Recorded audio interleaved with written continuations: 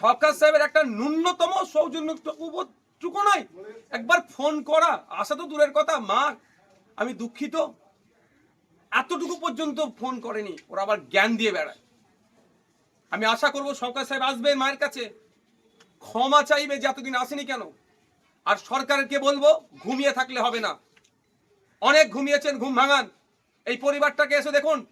আমি জানতাম দুটো মেয়ে দুটো ছেলে, না দুটো ছেলে একটি মেয়ে আছে, বাড়িতে মা আছে, বাড়িতে স্ত্রী আছে, বাড়িতে একটা বড় বোন আছে, তার অপারেশন আছে।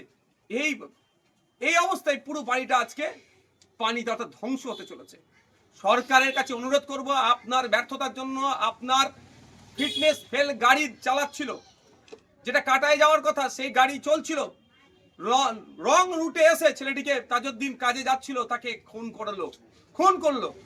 সরকারের উচিত ক্ষতিপূরণ দেওয়া, পরিবারকে একটা সরকারি চাকরির ব্যবস্থা করা। সরকার যদি মনে করে এই সংখ্যালঘুদেরকে শুধু ক্যাপটিভ ভোট ব্যাংক হিসাবে রাখবো, এর জবাব কিন্তু আগামী দিনে আমরা দেবো, ছেড়ে কথা বলবো না। সরকারের উচিত পাশে দাঁড়ানো, এই পরিবারটাকে ধ্বংসের হাত থেকে বাঁচানো। একটি ছেলেকে অ্যাক্সিডেন্ট করে মারলো, আর একটি ছেলে আতঙ্কে শোকগ্রস্ত হয়ে মারা গেল। এখনো সরকার পক্ষের সেই ধরনের কোনো বক্তব্য আমি শুনতে পেলাম না। পশ্চিমবাংলায় এই ধরনের ঘটনা মেনে নেওয়া যাবে না। আর শওকত সাহেব, আপনি মিটিং মিছিল করে বেড়াচ্ছেন, বিরোধীদেরকে গালিগালাজ যা ইচ্ছা করে বেড়াচ্ছেন, সময় আপনার কাছে অত হয়ে গেল, অত আছে।